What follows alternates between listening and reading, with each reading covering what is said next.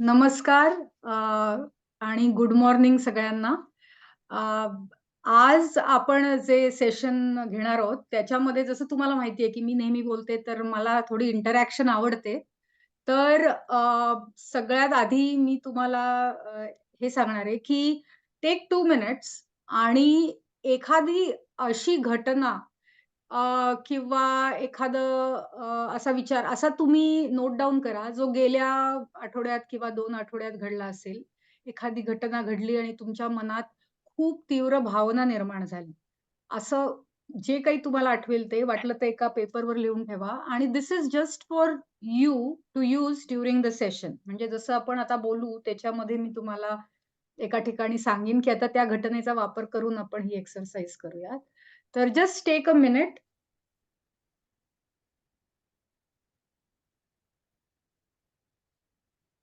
अशी घटना म्हणजे परत एकदा सांगशील का? कशा प्रकारचा घटना आठवायची?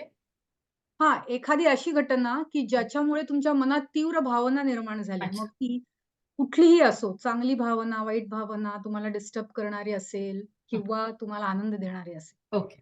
हं. अ, तर जर एव्हरीबडी म्हणजे if everybody has something to think about, then we will start our presentation. आणि जसं मी आधी म्हटलं तसं, की आज आपण आधी सेशन घेणार आहोत आणि नंतर मेडिटेशन करणार आहोत. तर आजचा आपला विषय आहे पॉवर ऑफ सेल्फ टॉक. आणि माझी ओळख करून द्यायची म्हणजे जे नेहमी या ग्रुपमध्ये येतात त्यांना माहितीच आहे. माझं नाव सायली अमरापूरकर आणि माझं बॅकग्राऊंड हे सायकॉलॉजीमध्ये आहे. आणि असे बरेच विषय आपण आत्तापर्यंत बोललो आहोत आणि प्रत्येक विषय जरी मी त्या क्षेत्रातली असले, तरी मी अजूनही त्याच्याकडे एक स्टुडंट म्हणून अभ्यासाच्या दृष्टीने बघत असते. त्यामुळे मी ही माहिती देते, त्याचबरोबर मलाही खूप माहिती होते आणि मीही शिकत असते. तर तुम्हाला काही प्रश्न असतील तर नक्कीच आपण आज घेऊयात. पण let's start with what is self talk. तर सेल्फ टॉक म्हणजे काय तर आपलं स्वगत. आपल्या मनात जो सतत चालू असणारा संवाद असतो, दॅट इस सेल्फ टॉक आणि हे अंडरस्टूड आहे. तर हे महत्वाचं का आहे? तर आवर सेल्फ टॉक इन्फ्लुएन्सेस आवर इमोशन्स, थॉट्स एंड बिहेवियर्स. म्हणजे आपण स्वतःशी काय बोलतो याचा परिणाम आपल्या संपूर्ण अस्तित्वाशी आहे, की आपल्या मनात कुठल्या भावना येतात किंवा कुठले विचार येतात किंवा आपण काय वर्तन करतो. हे सगळं आपल्या मनात चाललेल्या त्या स्वगतावर अवलंबून असतं. आणि हे आपण आता हे मी काही म्हणजे नवीन सांगत नाहीये. तुम्हाला सगळ्यांनाच माहिती आहे, की आपण मनातल्या मनात काय कधीतरी एखादा शब्दच असतो, काहीतरी घडतं आणि आपण "अरे बापरे!" एवढंच म्हणतो. किंवा एखादी कॉमेंट असते किंवा आपण स्वतःला काहीतरी हुकूम देत असतो, की "नाही आता तू असंच कर, लक्षात ठेव." हां, असे वेगवेगळे प्रकारचे कन्व्हर्सेशन्स आपल्या मनात चालू असतात. आणि हा जो आतला संवाद असतो, हा अविरत चालू असतो.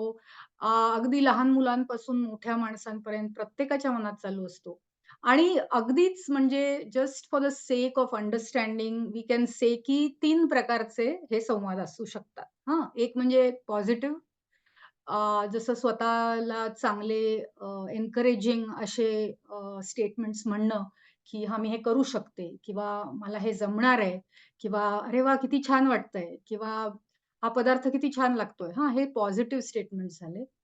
किंवा न्यूट्रल स्टेटमेंट्स असू शकतात, की जिथे आपण फक्त काहीतरी बघतोय आणि त्याचा we are trying to just be objectively be objective about it. म्हणजे आता इतके वाजले आहेत किंवा आता मी खूप थकलो आहे. हां, you are just making an observation, की माझे पाय आता दुखतायत वगैरे. So it can be neutral किंवा निगेटिव्ह सेल्फ टॉक, राइट? म्हणजे व्हेरी क्रिटिकल थॉट्स आणि हे बहुधा करून स्वतःविषयीच असतात, जास्त करून. आणि स्वतःविषयी निगेटिव्ह विचार करणे, काहीतरी कमतरते विषयी आपल्या स्वतःमध्ये असलेल्या एखाद्या कमतरतेविषयी विचार करून त्याच्यावरच फोकस राहणे, basically is what we are talking about when we say negative self talk. तर हा मेडिटेशन ग्रुप असल्यामुळे मला ही जी ऑथर आहे तालिया हंटर हिचं हा कोट खूप आवडला आणि म्हणून मी हा इथे दिलाय, की तुम्हाला हा नक्की आवडेल. तर सगळ्यात आधी ती म्हणते, की लहान मुलं जी असतात, आपल्याला सगळ्यांनाच माहिती आहे लहान मुलं किती निरागस असतात आणि एक 4-5 वर्षाची मुलं त्यांच्या मनात जे येईल ते पटकन बाहेर बोलतात. हं. कारण त्यांच्यासाठी अजूनही हे जग असं आहे, की ज्याच्यामध्ये त्यांनी अजून इतके अनुभव घेतलेले नाहीयेत किंवा इतक्या लोकांशी त्यांचा संबंध आला नाहीये, ज्यांचे व्हॉइसेस त्यांनी इम्बाईब केले. हं. त्यामुळे लहान मुलांचे जे सेल्फ टॉक असतो तो बहुधा बाहेरच असतो. म्हणजे ते पटकन काहीतरी म्हणतात, ते जास्त विचार न करता.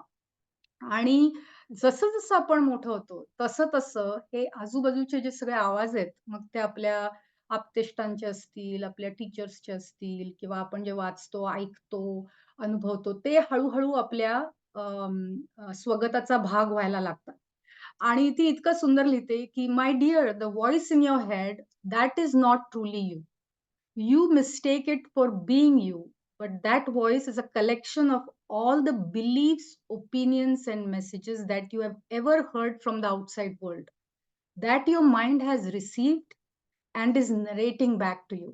म्हणजे अ, आतापर्यंत तुम्ही जे काही आजूबाजूला अनुभवलंय, ऐकलंय, ते तुमचे बिलीफ्स म्हणजे तुमची मूल्य, तुम्ही कशावर विश्वास ठेवता किंवा ओपिनियन्स, मतं आणि वेगवेगळ्या प्रकारची अशी जी मेसेजेस असतात आपल्या आजूबाजूला, ती सगळी आपण इम्बाईब करतो आणि तेच आपण स्वतःशी बोलतो. The you that you are is the one who is aware of these thoughts, the observer of the thought.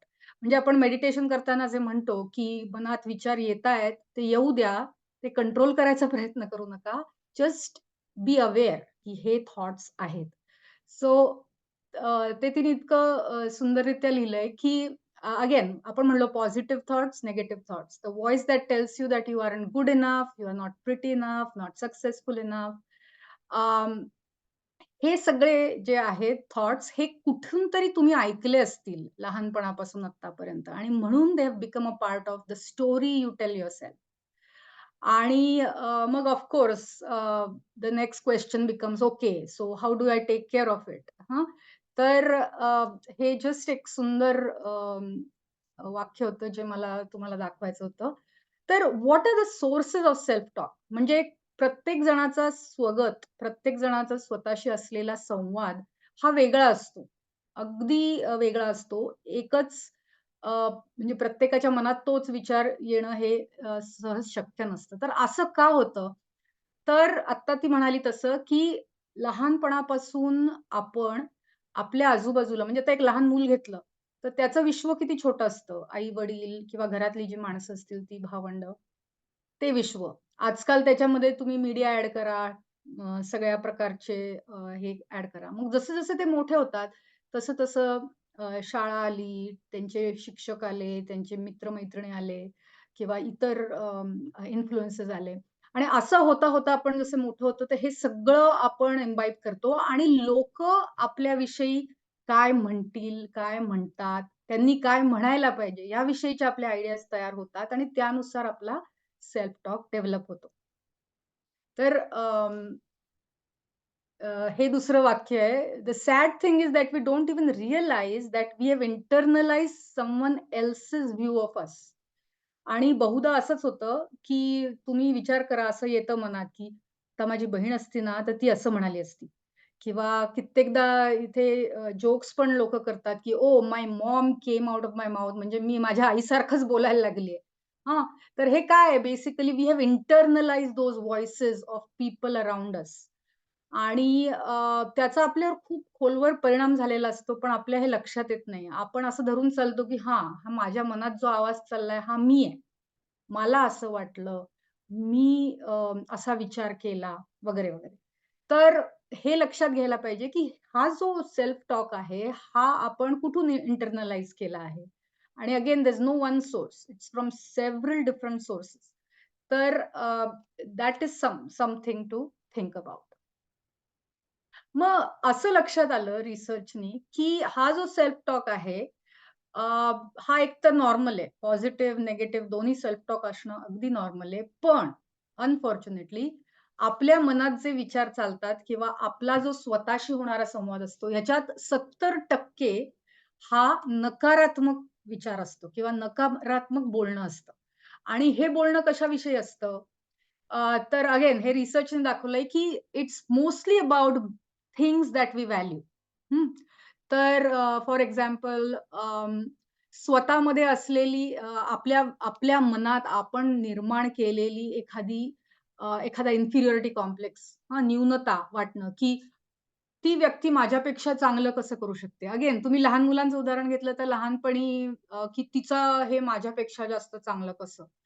किंवा इव्हन मोठं झाल्यावरही आपण ते कंपॅरिझन करत राहतो. कारण आपल्या मनात कुठल्या ना कुठल्या गोष्टीविषयी एक न्यूनगंड असतो किंवा न्यूनता असते आणि ते निगेटिव्ह विचार हे त्या प्रकारचे असू शकतात. Comparing yourself to others and thinking you are less. दुसरं thoughts related to love and approval, की आपल्याला आजूबाजूला असलेल्या लोकांची मान्यता हवी असते. You want to be a part of the group or be considered close to someone or things like that. तर मी उदाहरण असं समजा आपण घेतलं, की how come I am the only one not invited to the party. हा जो विचार आहे ना, हा सर्व वयोगटातल्या आणि सर्व लोकांना हा येतो. लहान मुलांचं म्हटलं तर मित्र किंवा मैत्रिणीची बर्थडे पार्टी आणि सगळ्यांना बोलवलं, मला का नाही बोलवलं? मोठेपणी सुद्धा म्हणजे तुम्ही विचार करा असं होतं कित्येकदा, की "ओह! अच्छा त्यांच्याकडे हळदी-कुंकू होतं.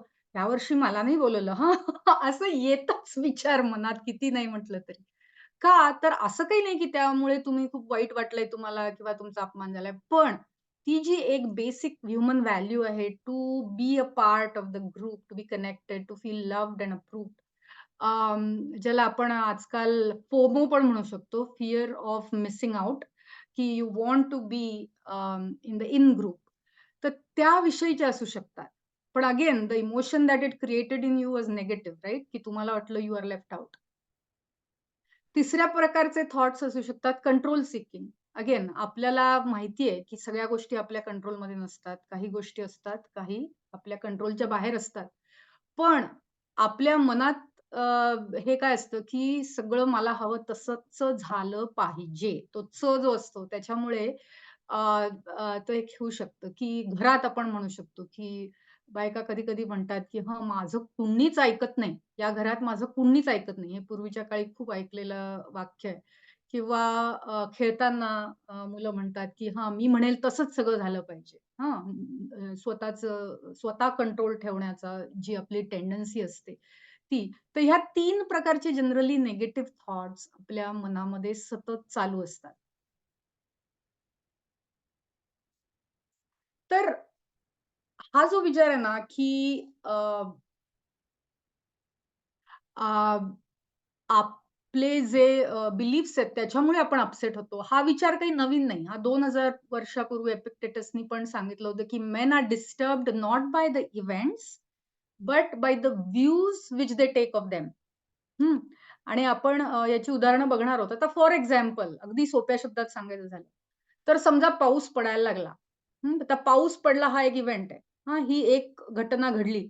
सगळीकडे पाऊस पडला, सगळ्या लोकांनी तो अनुभवला. पण सगळ्या लोकांची त्याच्याकडे बघून जी रिएक्शन झाली किंवा जो सेल्फ टॉक झाला, हा वेगळा-वेगळा असणार. आहे की नाही? काही जण म्हणणारे, "अरे वाह! पाऊस पडायला लागला, किती छान." काही जण म्हणणारे, "अरे देवा! पाऊस पडायला लागला." मग अजून तिसरं काहीतरी म्हणणारे, "ठीक आहे, काही हरकत नाही, मी छत्री घेऊन जातो."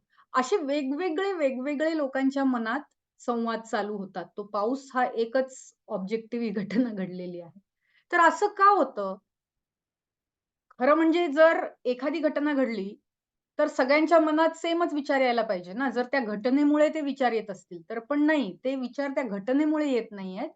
तर सेल्फ टॉक आपला कुठून येतो, हे आपण बघूया. तर अल्बर्ट एलिस नावाचा एक विचारवंत होता. सायकॉलॉजीमध्ये त्यांनी खूप काम केलं. त्यांनी रॅशनल इमोटिव्ह बिहेवियर थेरपी नावाची सायकोथेरपी दिली. It's basically philosophy of living. जीवनाविषयीचं तत्वज्ञान आहे ते, की by examining and altering our self talk, we can change our beliefs and ultimately improve our mental health. म्हणजे आपलं हे जे स्वगत आहे, हे आपल्या डीप असलेल्या बिलीफ्सवर अवलंबून असतं आणि ते जर आपण त्याचा अवेअरनेस क्रिएट केला आणि ते जर शोधून काढू शकलो, तर आपण आपलं मानसिक आरोग्य हे सुधारू शकतो. तर ही बेसिक फिलॉसॉफी त्यांनी दिली आहे आणि तो म्हणतो, की आपली जी मूल्य आहेत जगण्याविषयीची, त्यावर हे सगळं अवलंबून आहे आणि ही मूल्य प्रत्येकाची वेगळी-वेगळी असल्यामुळे त्यांचा तो सेल्फ टॉक वेगळा-वेगळा होतो आणि म्हणून त्यांना एखादी घटना घडल्यावर जे इमोशन्स आणि थॉट्स ते एक्सपिरियन्स करतात, ज्या भावना आणि विचार त्यांच्या मनात येतात, हे वेगळे-वेगळे असतात. तर हे समजवण्यासाठी त्यांनी एक खूप बेसिक ए फॉर्मॅट आधी दिला, की ए म्हणजे एक घटना घडते. हं. जसं आपण म्हटलं, की पाऊस पडला. बी की मनात त्याविषयी तुमची काहीतरी धारणा असते आधीपासून. त्या बेसिसवर तुमची इमोशनल रिएक्शन होते. पण जनरली आपल्याला काय वाटतं, की ही घटना घडली म्हणून मला राग आला. ही घटना घडली म्हणून मी आनंदी झालो. पण ती घटना घडल्यावर प्रत्येक व्यक्तीला राग येतो किंवा प्रत्येक व्यक्ती आनंदी होतो हे बरोबर नसल्याने मध्ये काहीतरी असणार आहे आणि what is that B? That B is the belief. So basically A C असं आपण जनरली समजतो, की हां, तो माझ्याशी असं बोलला म्हणून मला राग आला. त्यानी असं हे केलं म्हणून म्हणून मी चिडलो. पण त्या दोन्हीच्या मध्ये जो आपला बिलीफ आहे तो काय आहे? तर तो जर बिलीफ आपण समजावून घेऊ शकला, तर आपण आपल्या सेल्फ टॉकवर कंट्रोल आणू शकतो, असं तो म्हणतोय. So basically a is the activating event. आता हा ॲक्चुअल इव्हेंट असू शकतो. काहीतरी घडलं किंवा असं काहीतरी घडेल ह्याची कल्पना तुमच्या मनात आली, तरी तो ॲक्टिव्हेटिंग इव्हेंट होऊ शकतो. हं. अं, त्याच्यानंतर आता इथे फॉर एक्झाम्पल त्यांनी हे दिलंय, की मला माझ्या कामाच्या ठिकाणी बढती मिळाली नाही म्हणून मी डिप्रेस झालो. असं लोकं म्हणतात. पण 4 माणसं ज्यांना बढती नाही मिळाली त्यातला एक म्हणू शकतो, की मी डिप्रेस झालो. दुसरा म्हणू शकतो, काही हरकत नाही मी मी हा जॉब सोडून देतो, मी दुसरा जॉब शोधतो. तिसरा आहे तो म्हणू शकतो, ह्यावेळेस नाही झाली, पुढच्या वेळेस होईल. ठीक आहे, आपण जे आहे ते करत राहू. असे वेगवेगळे विचार असू शकतात. हं. That is because that B that is connecting the A and C is different. तर आपण हे अजून सोप्या प्रकारे समजून घेण्याचा प्रयत्न करणार आहोत. आता लेट्स से फॉर एक्झाम्पल उदाहरण आपण घेऊ शकतो, की परीक्षेत नापास होणे. आता हे तर खूप कॉमन उदाहरण आहे, की परीक्षेत नापास झालेली मुलं हाऊ डू दे रिएक्ट? म्हणजे what is the C? If A is failing a test, what is the C? आणि आपल्याकडे आपल्याला तर माहितीच आहे परीक्षेला आणि अभ्यासाला आणि ह्याला एवढं महत्त्व दिलंय, की failure is considered to be a very big setback आणि लोकं वेगवेगळ्या प्रकारे त्याला रिएक्ट होतात. आता मला माहीत नाही तुम्ही नुकतीच एक 12th फेल नावाची एक आली, एक सिनेमा आलाय. तो तुम्ही पाहिलाय की नाही? पण तो आता मला वाटतंय Hotstar, Huluवर आहे. जर नसेल बघितला तर नक्की बघा. त्यात त्यांनी हे खूप छान प्रकारे दाखवलंय, की आपण एक परीक्षा जर फेल झालो, तर if it leads to total निराशा, अगदी टोटल तुम्ही निराश झालात आणि सोडून दिलत, तर त्याच्यामध्ये तुमचा बिलीफ काय आहे? की काय मी एवढे कष्ट केले आणि मी नापास झालो. मी कधीच पास होणार नाही. मी कधीच पास होणार नाही. हा त्याच्या मागचा बिलीफ झाला. बरं हे जे बिलीफ्स असतात ना, हे असे ओपनली किंवा इझिली एक्सेसिबल नसतात. हे डीप असतात. आपल्या आतमध्ये असतात आणि ते आपल्याला असं शोधून काढायला लागतात, की मी असा का रिएक्ट झालो? त्याच्यामागे माझी काय धारणा होती, की ज्याच्यामुळे माझी ही रिएक्शन झाली. हां, सो बिलीफ्स हे अ, आपण फक्त इव्हेंट बघतो, एक्टिव्हेटिंग इव्हेंट आणि आपली त्याला असलेली रिएक्शन जी सी आहे ती बघतो. So C is very accessible आपल्याला सहज सांगता येतं. पण बी जो आहे आपला बिलीफ तो आतमध्ये दडलेला असतो. सो तो शोधून काढावा लागतो आणि those are basically are values, what do we value in life things like that. तर आता प्रश्न असा पडतो, की पण हे इतकं सरळ सोपं नाहीये. कारण प्रत्येक ए, बी आणि सीचे वेगवेगळे कॅरेक्टरिस्टिक्स असू शकतात. म्हणजे इव्हेंट जेव्हा आणि जे मी तुम्हाला सुरुवातीला सांगितलं, की तुम्ही एखाद्या अशा इव्हेंटचा विचार करून ठेवा, जो मागच्या काही आठवड्यात घडला असेल तुमच्या आयुष्यात आणि ज्याच्यामुळे तुमची एखादी स्ट्राँग इमोशनल रिएक्शन झाली असेल.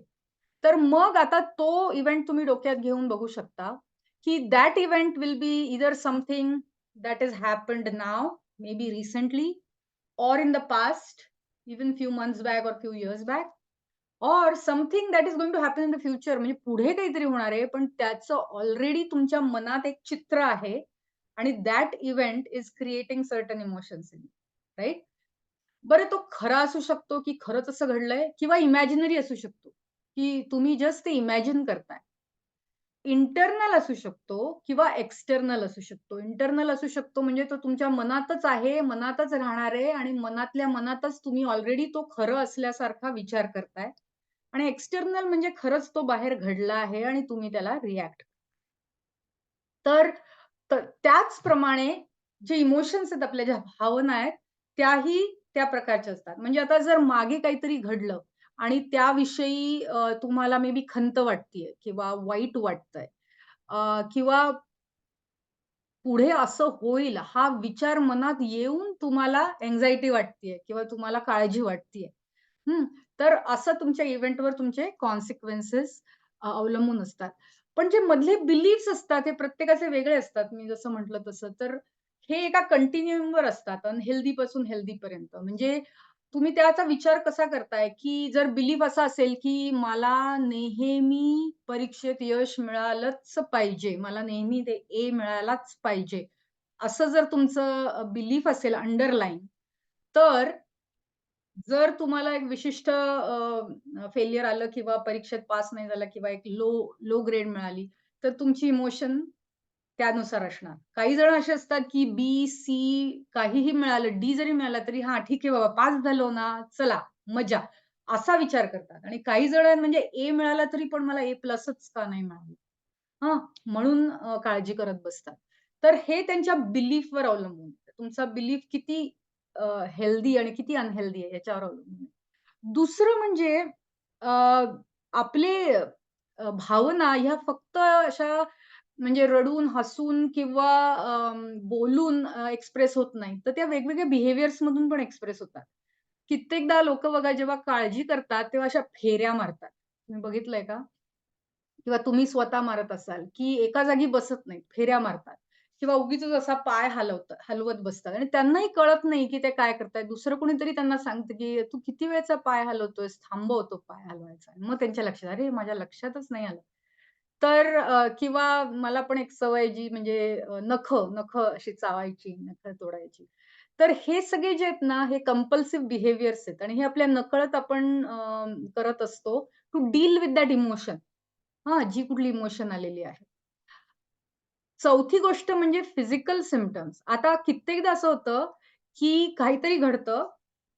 अं, जसं उदाहरण घ्यायचं झालं तर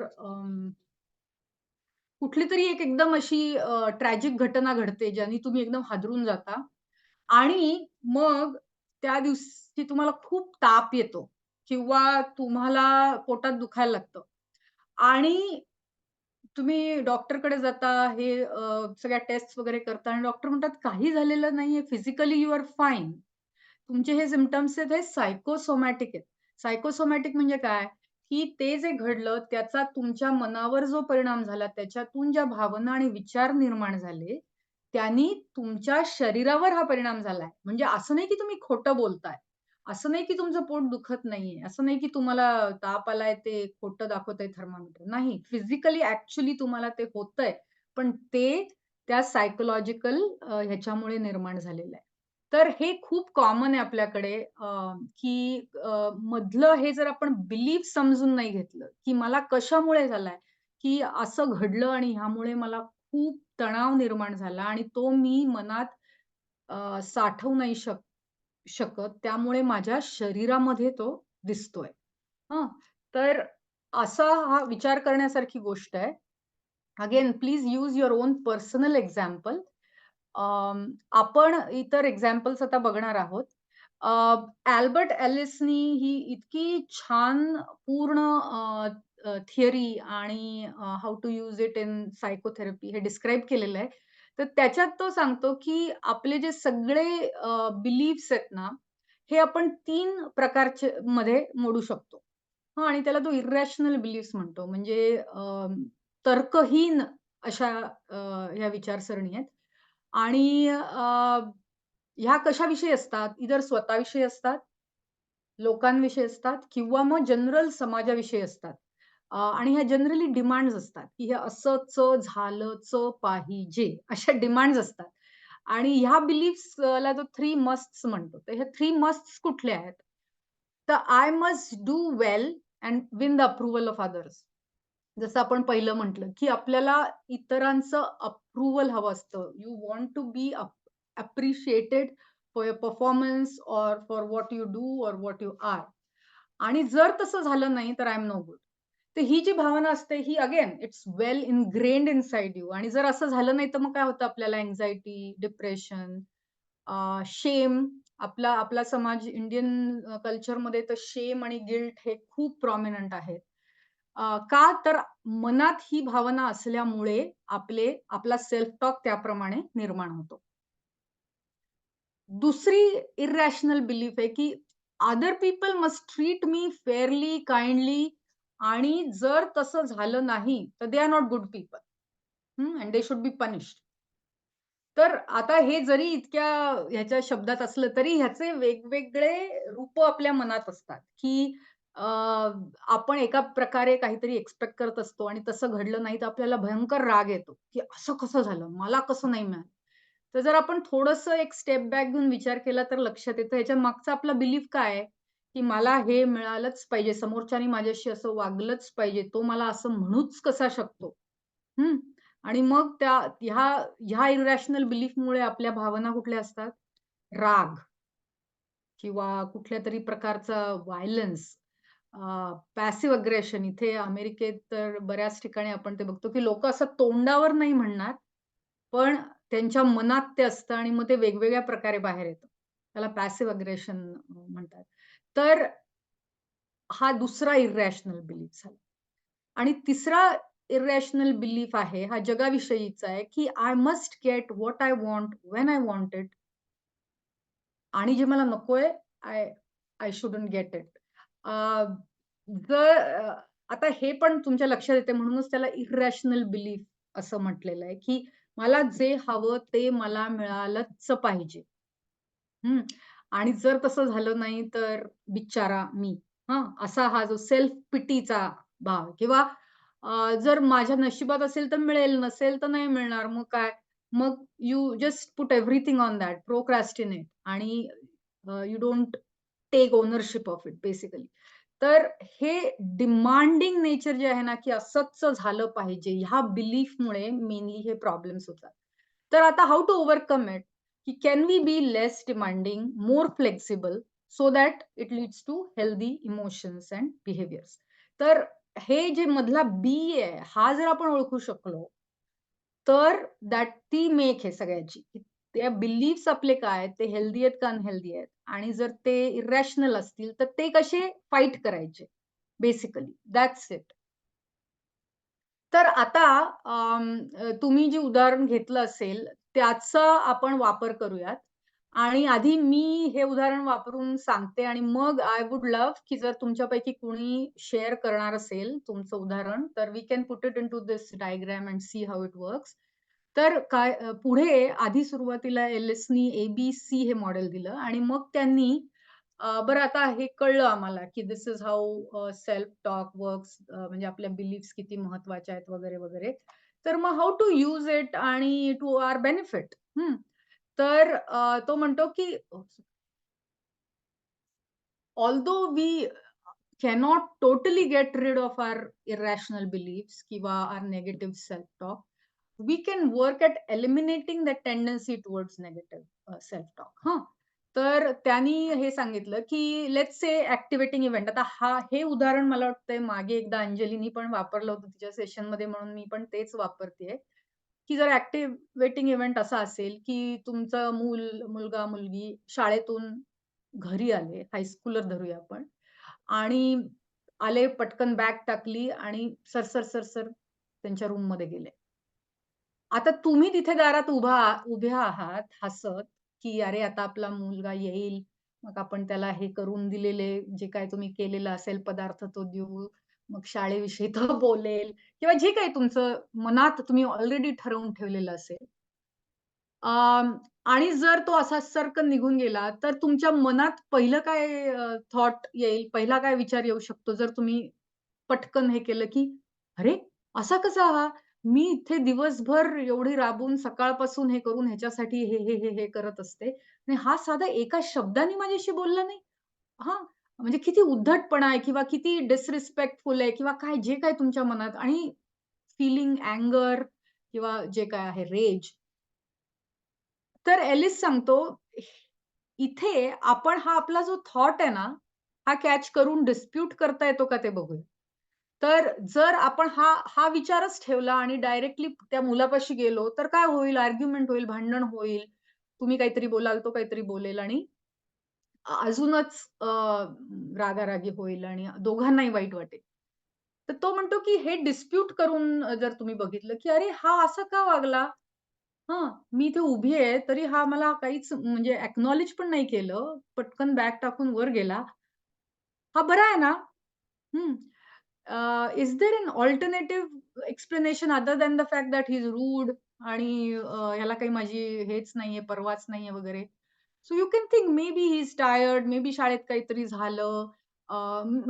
कित्येकदा तर असं असतं, की त्याला पटकन he just wants to go and use the restroom, so he doesn't have the time to even acknowledge that you are there. काहीही असू शकतं.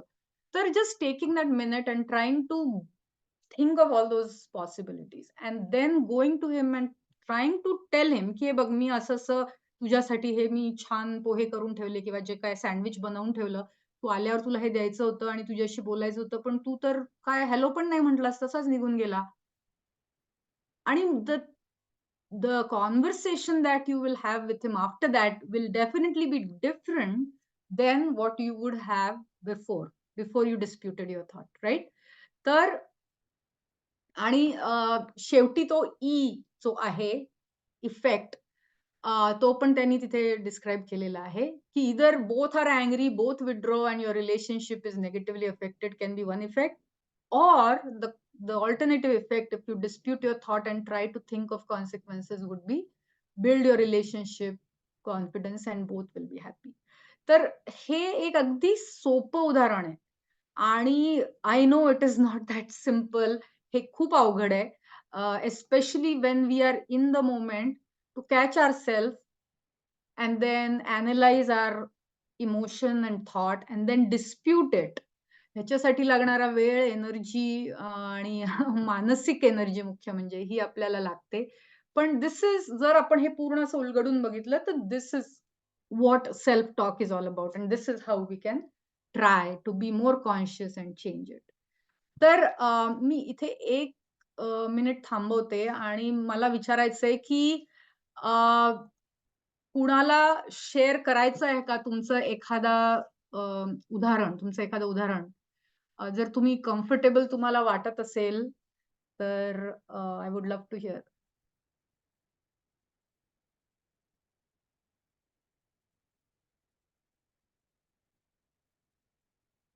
आणि ते तुमचं पर्सनल उदाहरण असण्याची पण काही गरज नाहीये. It can B anybody else. दुसऱ्याचं कुणाचं तरी असू शकतं. एनीबडी?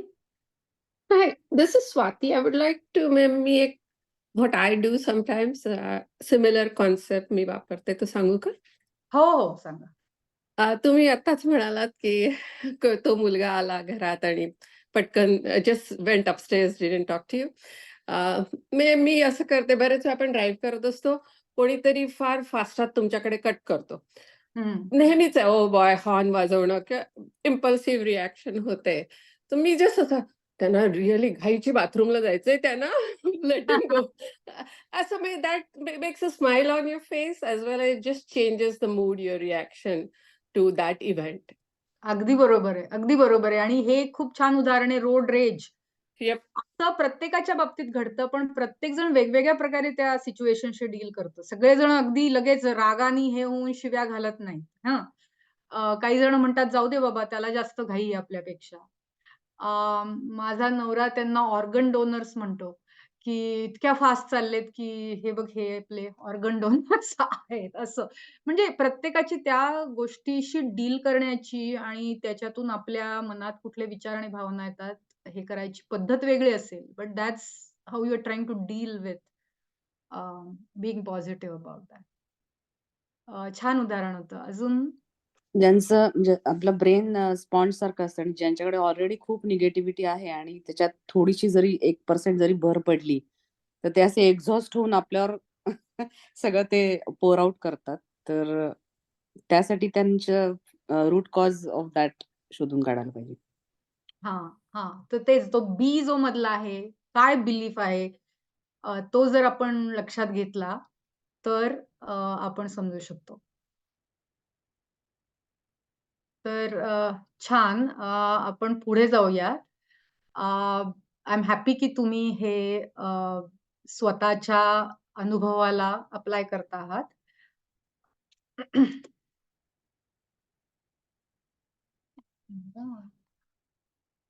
हं. तर आता पुढचा प्रश्न हाच येतो ना, आता तुम्ही जे म्हणालात, की what are some of the techniques to ease this mental distress? आणि 2 गोष्टी आपण करू शकतो. एक तर पहिली स्टेप आहे stopping your negative self talk. आणि दुसरी त्याच्या पुढची पायरी आहे, की transforming your transforming that negative self talk into encouraging self talk. तर असं नुसतं म्हणणं सोपं आहे जसं मी म्हटलं, की आपण म्हणतो, की सेल्फ केअर खूप महत्वाचं आहे. स्वतः म्हणजे मेडिटेशन महत्वाचं आहे, माइंडफुलनेस महत्वाचं आहे. पण आपण जर अगदी छान नेचरमध्ये वॉकला गेलो, पण डोक्यात जर हेच निगेटिव्ह क्रिटिकल थॉट्स आणि हे सगळं चालू असेल चक्र, तर त्याचा काही उपयोग आहे का? नाही. हां, तर हे जर कमी करायचं असेल, तर basically we have to take efforts. आणि अगेन इट हॅज शोन की just having those self critical, discouraging thoughts lead to lot of negative consequences. It affects your self-esteem, your happiness, your sleep, your general mental health. Your body is, inundated with all these stress chemicals. आपण जसं म्हटलं आता psychosomatic त्याचे बरेच repercussions होऊ शकतात. त्यामुळे it is important to think about this. तर आता ह्याच्यावर खूप लोकांनी वेगवेगळे टेक्निक्स सांगितलेलं आहे. हे एक आहे for example if you remember the word peace, PEACE हे अॅक्रोनिम. तर P is for pause. Pause, take a moment to notice your thoughts and emotions that are in relation to something that happened. काय घडलं आणि त्याच्यामुळे आपले मनात कुठले विचार आले, आपण स्वतःशी काय बोललो आणि त्याच्यामुळे आपले काय इमोशन्स झाले, ह्याचा आधी एक awareness. So pause, explore what are the thoughts आणि हे कुठून आलेत. म्हणजे जर आपण आपल्या बिलीफ आता आपण ज्या बघितल्या मस्ट्स, 3 मस्ट्स किंवा इरॅशनल बिलीफ्स, तर त्याच्यापैकी कुठून हे आलेले आहेत आणि त्याच्यामुळे मला कसं वाटतंय, माझ्या मनात कुठल्या भावना निर्माण झालेल्या आहेत. मग आता हे जे विचार आलेत हे खरे आहेत का? का मी हे इमॅजिन करतोय? का मी हे एक्झॅजरेट करतोय? हे मला उपयुक्त असे विचार आहेत का हे हानिकारक विचार आहेत? हे आपण तर सांगू शकतो. आणि मग what can I do? I can create a compassionate alternative thought. आणि आपण आज बघणार आहोत की what do we mean by compassionate thoughts. तर तो विचार बदलून आपण दुसरा विचार निर्माण करू शकतो का? व्हिच इस मोर हेल्दी, मोर कंपॅशनेट आणि supportive and realistic. Realistic is very important. आणि मग त्या नव्या प्रकारे विचार करायची आपण सवय करू शकतो. सो बेसिकली हे एक टेक्निक झालं. त्याच्यानंतर नंतर म्हणूया किंवा सगळ्यात बेसिक गोष्ट अशी आहे, की ability to recognise your negative self talk, right? कारण अनलेस वी रिकॉग्नाइज की आपल्या मनात हे जे विचार चाललेत, हे जे स्वगत आहे आपलं हे निगेटिव्ह आहे, we will not be able to make the change. So just accept. So first step is accept your thoughts is just thoughts. तर हे विचार आहेत माझ्या मनात, याचा अर्थ हे असंच घडलेलं आहे किंवा असंच घडणार आहे हे नाही. तर accepting that they are just thoughts. Secondly try to understand what is your explanatory style. तर काही लोकं हे मुळातच आशावादी असतात, की काही घडलं तरी चांगलंच म्हणतात. ते कधीच असं म्हणत नाही, की मी आजारी आहे, मला लागलंय किंवा हे वाईट होणार आहे किंवा मी नापासच होणार आहे किंवा काहीच निगेटिव्ह नाही. ते खूप आशावादी असतात. They always try to view setbacks as temporary and that they're going to overcome it. Whereas pessimists असतात, हे अगदी सगळं चांगलं झालं तरी त्यात काय निगेटिव्ह आहे ह्याच्याकडे जास्त लक्ष देतात. तर त्यामुळे try to understand what is your explanatory style in your mind. Is it optimistic और इज इट पेसिमिस्टिक? आणि once you can recognise that, then you can see how you can shift towards more positive perspective. तर cognitive behavioural थेरपीमध्ये एक thought stopping technique आहे, की तसा विचार आला की स्वतःला सांगायचं. अगेन सेल्फ टॉकचा यूज करून कमांड की स्टॉप. हा विचार जो येतोय तो असा निगेटिव्ह वाढत जाणार आहे. त्यामुळे मी आत्ताच स्टॉप करायला सांगते. सो स्वतःला स्टॉप करून मग हे एनालिसिस करणं महत्वाचं आहे. मी आता जरा पुढे जाते कारण मग आपल्याला मेडिटेशनलाही थोडा वेळ राहील.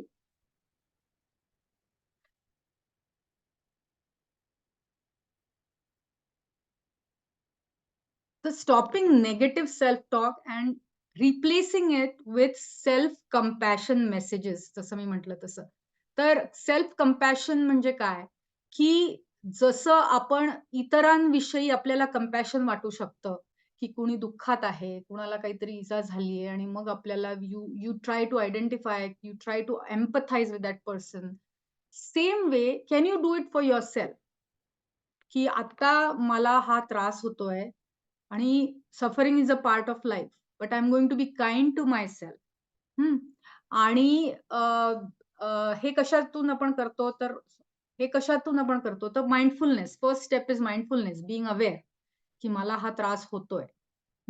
आणि then extending that self kindness and treating ourselves with kindness. आणि तिसरी गोष्ट लक्षात घेणं की these experiences are normal. They are part of being human. बऱ्याचदा आपल्याला असं वाटतं की मी एकटीच दुःखी आहे, मला एकटीलाच हा त्रास होतोय, बाकीचे सगळे अगदी मजेत आहेत. तसं नाहीये. People go through these things all the time. So it's a normal part of humanity. It's common humanity. हे जर आपण 3 गोष्टी लक्षात घेतल्या तर that's how we practise self compassion. इथे एक उदाहरण आहे. जनरली बऱ्याच लोकांना डायबिटीज असतो म्हणून मी हे उदाहरण घेतलं, की तुम्हाला जर डायबिटीज आहे किंवा हाय ब्लड शुगर आहे आणि तुम्ही काहीतरी असं एक खूप छान आवडता तुमचा पदार्थ खाल्लात. तर आपल्याकडे आपण धरूया पुरणपोळी किंवा असं काहीतरी आणि ते खाताना यू एन्जॉयड युअरसेल्फ. पण because it's a carbohydrate dense meal, लगेच मनात काय विचार येतो, की "अरे बापरे! आता माझी ब्लड शुगर शूट होणार. मी खायलाच नको होतं. का खाल्लं? मला माहिती आहे की हे." आणि त्याचा हे कशाच्या रिस्पॉन्समध्ये आपला सेल्फ टॉक? कारण आपली ब्लड शुगर वाढली आहे. आपल्या इतर काय-काय आपल्याला सिम्प्टम्स जाणवतायत. तर इथे सेल्फ कंपॅशन आपण कसं काय वापरू शकतो, की ठीक आहे, ग्लुकोज लेव्हल्स हे एक ऑब्जेक्टिव्ह हे आहे.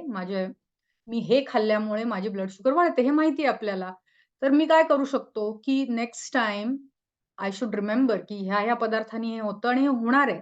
So I need to talk to my provider की माझी इच्छा तर होते हे पदार्थ खायची, पण त्याचा हा परिणाम होतो. तर how can I make this better? आणि आजकाल बरेच अल्टरनेटिव्हज असतात ना. तर you can think. So instead of just self criticising किंवा just saying, "no, I am never going to eat puran poli again." Are there other ways to be self compassionate and find a balance? तर हे माहीत नाही, हे उदाहरण extreme वाटू शकतं लोकांना, पण I am just using this instead of just throwing out the words. Nantar, again, what I'm trying to say is, how can we reframe our thoughts? The first, be aware that your self-talk is negative. Secondly, challenge it and change it into a more healthier self-talk.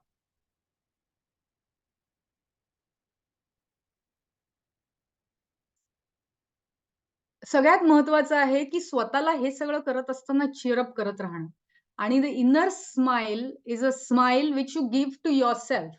हां, तर if for example you catch yourself in a negative self talk, you identify the belief why you are म्हणजे experiencing the pain because you have this certain belief, then try to dispute it so that you get a different consequence. And once you get that effect, give yourself an inner smile. कारण याचा earth it worked. आणि तुम्ही स्वतःला cheer केलं आणि तो अभ्यास करत राहिलात आणि ते परत-परत करत राहिलात, ती प्रॅक्टिस तुम्हाला होत राहिली, तर हा सेल्फ टॉक चेंज व्हायला मदत होईल. आणि आपण जसं दरवेळेला वेगवेगळे एक्सरसाइजेस बघतो. Breathing exercises, mindfulness exercises, meditation, ह्या सगळ्यातून हे करता येण्यासारखं आहे. तुम्ही नेक्स्ट टाईम मेडिटेशन कराल तेव्हा एखादा आत्ता जसं आपण म्हटलं तसं एखादी घटना घ्या किंवा एखादा तुम्हाला आलेला अनुभव घ्या आणि त्यातून प्रयत्न करा, की तुम्ही तुमचा त्या घटनेविषयीचा सेल्फ टॉक बदलू शकता का? Based on by identifying what your belief was. आणि हे सोपं नाहीये. मी जसं म्हटलं, की it's a journey. Changing your explanatory style, becoming more optimistic, all this takes time and effort. So स्वतःला वेळ द्या. छोटे-छोटे प्रसंगात तुम्ही जर हे चेंजेस करू शकलात, तर जस्ट सेलिब्रेट दॅट आणि just keep on this journey of being an inner optimist. तर मी हे खूप अगदी थोडक्यात आणि थोडंच कव्हर केलंय. हे खूप व्हास्ट टॉपिक आहे हा. पण आज आपण ह्याच लाईनवर एक मेडिटेशन घेणार आहोत आणि Anjali is going to lead our meditation. So Anjali, off to you. Okay. Thank you, Sayali. That was very in-depth and very useful for many problems in our life. So, आता जसं सायलीनी शेवटच्या स्लाइड्स मध्ये सांगितलं की सेल्फ क्रिटिझमचा व्हॉइस असतो आपल्यामध्ये, self inner critic म्हणूयात आपण त्याला, आणि तसा सेल्फ कंपॅशनेटचा व्हॉइस असतो आपल्यामध्ये, त्याला आपण इनर व्हॉइस म्हणूयात. तर हे दोन्ही व्हॉइस आपल्यामध्ये असतात आणि meditation can be a one way to deal with that inner critic, inner voice, and move towards that inner voice. तर त्याच्याशी रिलेटेड हे मेडिटेशन आहे. तर I will give you few seconds. आपण थोडा वेळ, तुम्हाला जर स्ट्रेच व्हायचं असेल, अंग थोडं झटकायचं असेल म्हणजे, तर थोडंसं हालचाल करून कम्फर्टेबली बसा. And I will guide through the next steps.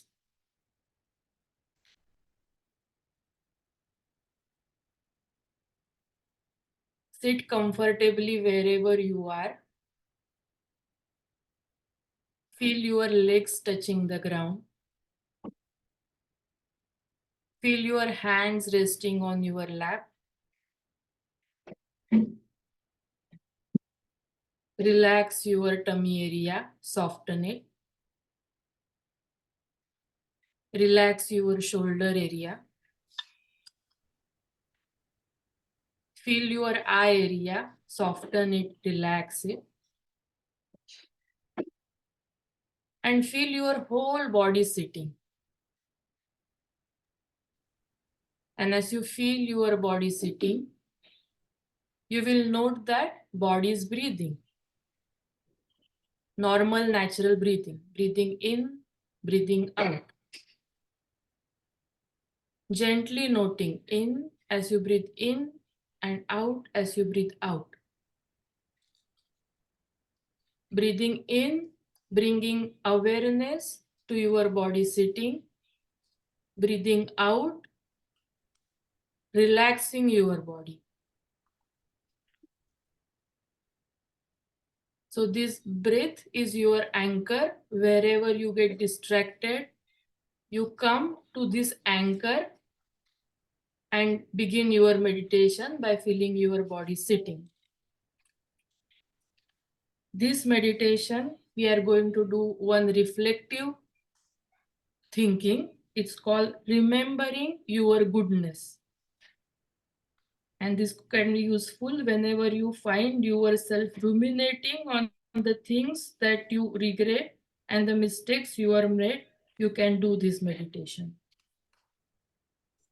It will help you redirect your attention and remember the goodness which is within you. The point is not to deny your mistake, but if we keep on rehearsing what's wrong and analyzing them, creating stories around them, we simply reinforce the pain and alienation they have already caused us. But when you recognize and reflect on even one good thing about yourself, you are building a bridge to a place of kindness and caring. And standing in that place builds a bridge to a place of and standing on that place increases your ability to look honestly and directly at whatever difficulties, and it gives you energy and courage to move forward. So feeling your body sitting, feeling your body breathing, I invite you to bring into your mind one thing that you have done or said recently that you feel was kind or good. One thing you have done or said recently that you feel was kind or good.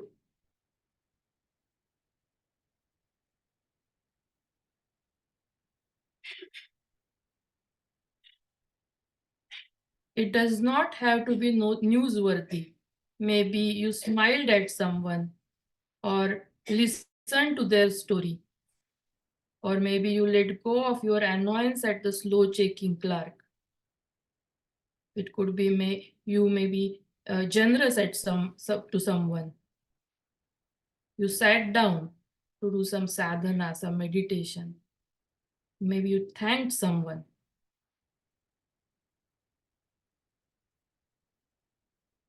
It's not an arrogance to consider these things. It's nourishing and replenishing to take delight in the good that moves through you.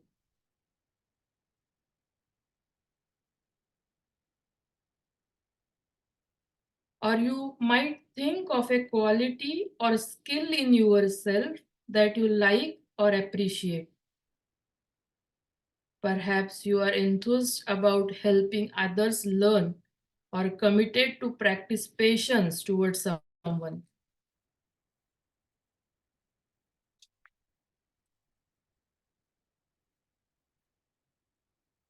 If you are still finding some critical voice coming up, turn your attention to the mere fact that you have an urge toward happiness.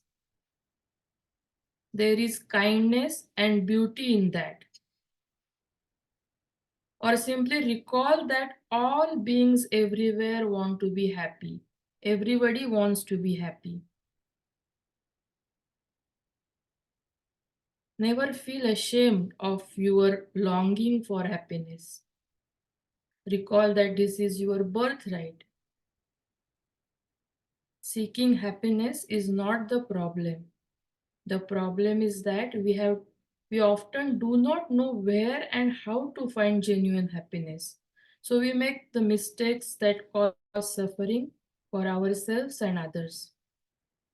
But that urge toward happiness itself is correct. And when we support that urge with mindfulness, it can become like a homing instinct or compass pointing us toward freedom.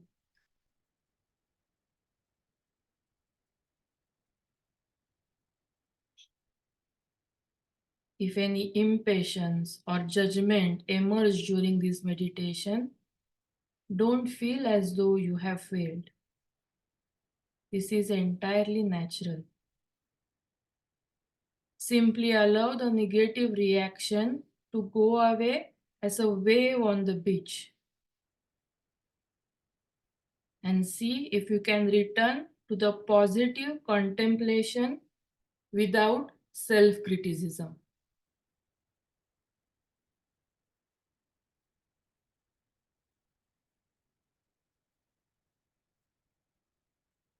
And whenever ready, you can open your eyes and connect with surroundings. Thank you for practicing meditation called Remembering Your Goodness.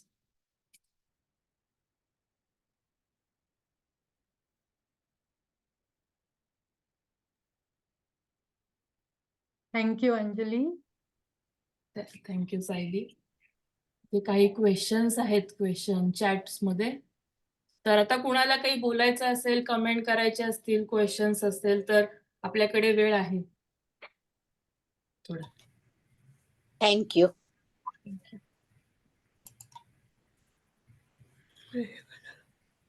आणि पुढच्या वेळेस अंजली तुला आठवतंय का पुढच्या आठवड्यात session कुठलं आहे आपलं? हो सांगते हा. हां. हां, हां. कुणाला काही बोलायचंय का? हां. मी बोलू का? हां, बोला. रेखा देवधर. मला म्हणजे आठवण झाली गुड्डी सिनेमामधल्या प्रार्थनेची, हमको मन की शक्ती देना, मन विजय करे, दूसरों की जय से पहले खुद को जय करे. म्हणजे बरोबर. मनावरती विजय मिळवणं हे किती महत्वाचं आहे हे आता तुम्ही छान सांगितलंत. ह्या खूप छान झालं सेशन. Thank you. हां, अगदी अशी आपल्याकडे खूप आहेत आणि गाणी आणि भजनं अशी खूप आहेत. हां, बोला. मी अलका लोथे. हां, बोला. सायली, आजचं प्रेझेंटेशन वाज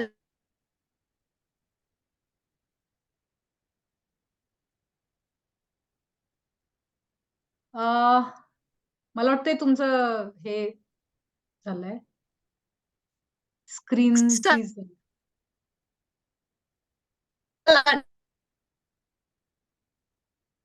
त्यांचा आवाज हां. हे होतो. हां, मिसेस लोथे आता परत बोला कारण तुम्ही फ्रीज झाला होता.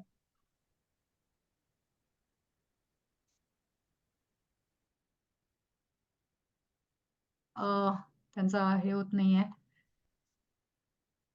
अनम्यूट करावं लागेल तुम्हाला. हां. येतंय का ऐकायला? छान झालं. आणि येतंय का ऐकायला? हो. हं. आजचं प्रेझेंटेशन खूप छान झालं. You are gifted person. तर हे काही कट-शॉर्ट केलं तर पूर्ण टाकता येईल का ग्रुपवर असं विचारते मी. येत नाही का ऐकायला? हो. आपलं रेकॉर्डिंग नेहमीप्रमाणे ग्रुपवर टाकणार आहोत आम्ही. Thank you very much. हां. हो. हॅलो अनघाताई. म्यूट अनागती म्यूट अनम्यूट करा. अनम्यूट करा. ओके. आले मस्त झालं. आणि ते अल्बर्ट एलिसचं तर फार छान सांगितलं असतं. Very nice. आपण असं प्रश्न असेल सांगते पुढल्या सेशन. अजून आहेत का प्रश्न? तर मग बोलते. तुम्ही सांगा पुढच्या सेशन विषयी. मी पण विसरून गेले. पुढलं session is about loneliness.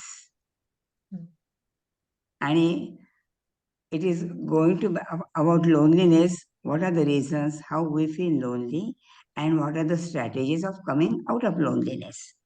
And mukhya, it is going to be interactive. So the more you talk, the better it is. I'm just going to give the title, आणि तुम्ही तुमचे विचार सांगा त्याच्यावर. असं म्हणणं आपण. So try to think about it.